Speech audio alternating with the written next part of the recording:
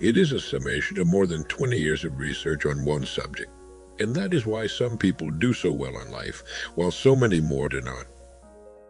And the first thing, let's talk about the magic word.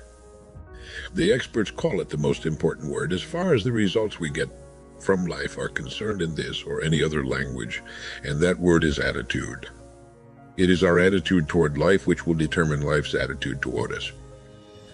Let's face the fact honestly that we shape our own lives, and the shapes of them will be determined by our attitudes. A person with a poor attitude toward learning, for example, isn't going to learn much until he changes his attitude. If we take the attitude that we cannot do something, we generally won't do it. An attitude of failure will whip before we start.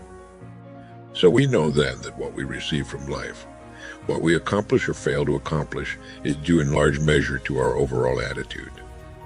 William James of Harvard University put it this way: the greatest discovery of my generation is that human beings can alter their lives by altering their attitudes of mind. Isn't it wonderful that we have this measure of control? Before we start talking about our attitude toward the world, let's talk about our attitude toward ourselves, since it is the attitude we take toward ourselves which determines our attitude toward the world. Now right here we come to a rather strange fact. We're so familiar with ourselves, we tend to take ourselves for granted. We tend to minimize the things we can accomplish, the goals we can reach, and for some equally strange reason, believe others can accomplish things in our field which we cannot. There are literally millions of human beings living narrow, dark, and frustrated lives, living defensively simply because they take a defensive, doubtful attitude toward themselves, and as a result toward life in general. Many people are suspicious of and oppose change, yet change is the one thing in life on which we can absolutely count. People who stay young all the years of their lives not only welcome change, but see it for what it really is: new opportunity, new chances for further fulfillment. Attitude is a reflection, a result of a person's will. It is incalculably powerful. It can bring about marvelous results for us, but we need to train it patiently day by day. Now let's talk about the attitudes of people who are successful. The top 5% of the people who go sailing through life from one success to another, and who even when they fail at something shrug it off and head right out again. No matter who the person is or what he does, men and women in sales, business executives, people in all the professions, wives and mothers, students, top people in the armed forces, public servants, men and women in the service of religion, working men and women in all fields of endeavor. Wherever you find a person doing an outstanding job and getting outstanding results, you will find a person with the right kind of attitude. These people take the attitude toward themselves that they can accomplish what they set out to accomplish, that there's no good reason on earth why they can't be competent, successful. They have a healthy attitude toward themselves, and as a result toward life and the things they want to accomplish. And because of this, they achieve some remarkable things, and they come to be called successful, outstanding, brilliant, lucky, and a lot of other things. They're quite frequently no more brilliant or outstanding than the majority of the people by whom they're surrounded. But they did develop the right attitude, and they found their accomplishments not too difficult, and many times surprisingly easy, simply because it seems that so few are really trying. Really believe in themselves. Successful people come in all shapes and sizes and in widely varying degrees of intelligence, background, and so on, but they all have one thing in common. They expect more good out of life than bad. They expect to succeed more than they fail. If you want something worthwhile, take the attitude that there are a lot more reasons why you can have it than there are that you cannot, and set out to earn it. Go after it, work at it, ask for it, 9 times out of 10 you'll get it. Our environment is really a mirror of our mental attitude. If we don't like our environment, we have to change our attitude first. Now, the world plays no favorites. It's impersonal. It doesn't care whether we change or not. Adopting a good, healthy attitude toward life doesn't affect the world and the people in it nearly as much as it affects us. It would be impossible to even estimate the number of jobs which had been lost, the number of promotions missed, the number of sales not made, the number of marriages ruined by poor attitudes, but you can number in the millions. Your jobs which are held but hated, the marriages which are tolerated but unhappy, all because of people who are waiting for the world and others to change toward them instead of being big enough and wise enough to at least make a test which will prove beyond any shadow of a doubt where most, or at least a big part of the trouble lies. Studies made of the lives of literally thousands of successful people have shown that they radiate confidence, assurance, they expect success, and they get. You can spot these people by the way they walk, by the way they look and act. You can feel about them when they enter a room. They may be short and fat or tall and thin or any combination in between, but they have about them the attitude of success and the record of greener pastures. I'll get into this next statement, but right now I want you to realize, if you don't already, that in 5 years or less, you can get right to the top of the work you're now doing. I know this, but the important question here is, do you know this? The minute you do know it, you'll have this right attitude I'm talking about. The easiest and most effective means of forming a good attitude habit is to begin to act as though you have a good, positive, expectant attitude toward life. That's right. Begin right now to walk, act, and look as though you belong to this group. If you're already in the top 5%, you'll know what I mean. If you've never tried it, you'll be amazed at what happens.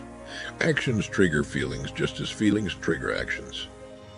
Now, let me tell you a little test you can make which will prove beyond any shadow of a doubt that a good attitude can change a person's life as dramatically as walking from a darkened room into the bright, clear light of day. Not long ago, I read a line which went, "Life is dull only to dull people." This is true, but it also could have read, "Life is interesting only to interesting people," or "Life is successful only to successful people." And what I'm trying to say is that you must first become mentally, from an attitude standpoint, that which you wish to achieve. A famous restaurateur was being interviewed by a reporter who asked, "When did you become successful?" He replied, "I was successful when I was sleeping on park benches because I knew what I wanted to do and that I would do it." In short, his attitude had been one of success, of expecting success long before the material, the tangible rewards of success had been earned. We'll get into this particular phase of Led the Field in record number 3, A Worthy Destination. But for now, remember that a person must act, and because of these things, feel successful before the success he seeks can come. Chances are you know people who seem to be what others call lucky. All kinds of good and wonderful things seem to happen to them, and they give the impression of happily sailing through life, having a wonderful time, and getting more accomplished in a year than most people do in 5.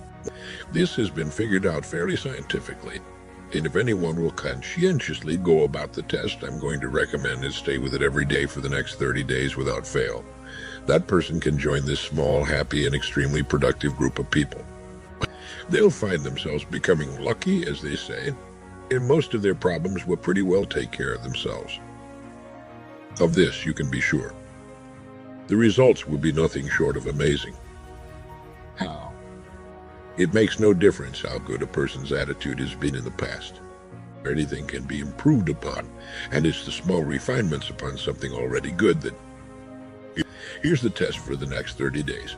Act toward the world, everything, and everyone with whom you come in contact with the attitude which represents the kind of results you want to achieve. That is, if the result you want is more success in what you're doing, act as though you are already in possession of the success you seek. If you want others to treat you with admiration and respect, treat others with admiration and respect first.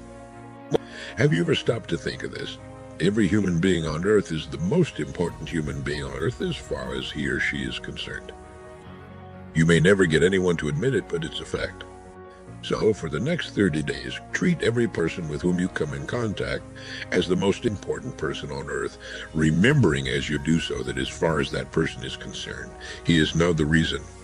I say treating everyone in this fashion is mainly because this is the way human beings ought to treat each other, and because it will help you form a habit that will bring you amazing and delightful results for the rest of your life. Have you ever noticed that the higher you go in any organization of value, the nicer the people seem to become? You see, the bigger the person, the easier it is to talk to him, to get along with him, to do business with him. You know why? It's because he's got a good attitude, and people with the best attitudes just naturally gravitate toward the top. Who, for 30 days, act toward others in the world at large in exactly the same manner you want the world and others to act toward you. Treat your wife or husband as the person he or she really is, the most important person in your life. The same with the children.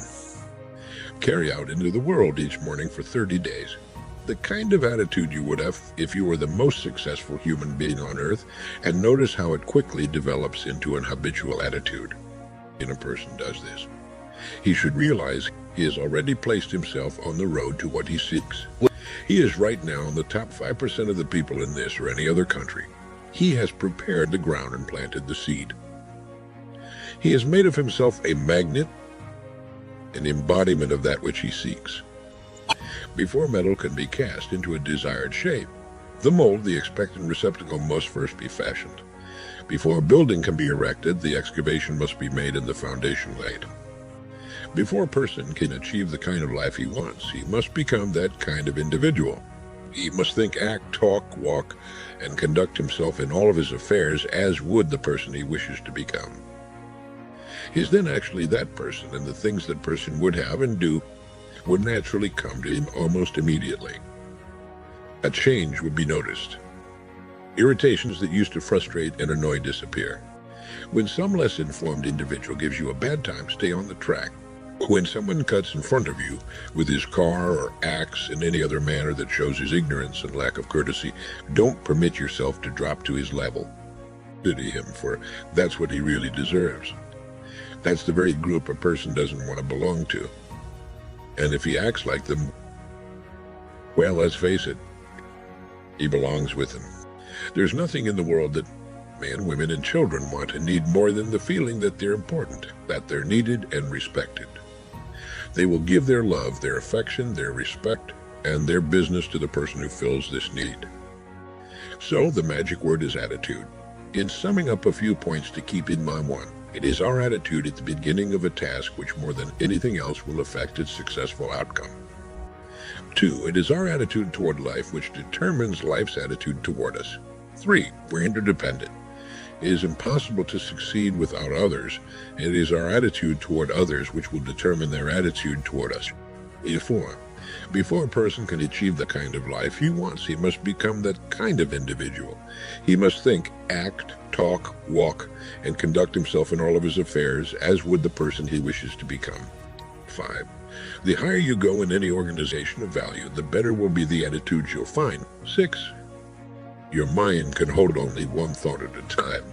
And since there's nothing at all to be gained by being negative, be positive.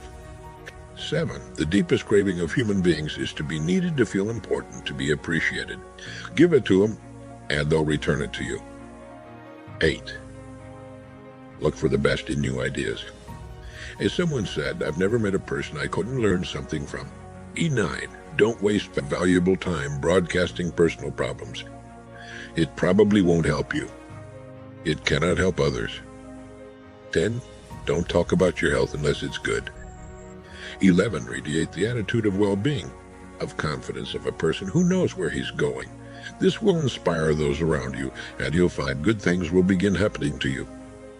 12, lastly, for the next 30 days, treat everyone with whom you come in contact as the most important person on earth. If you'll do this for 30 days, you'll do it for the rest of your life. In the next recording, I'll talk to you about greener pastures. But now, in closing, remember the words of Walter Dill Scott of Northwestern University. Success or failure in any undertaking is caused more by the mental attitude than by mental capacities. ESDO.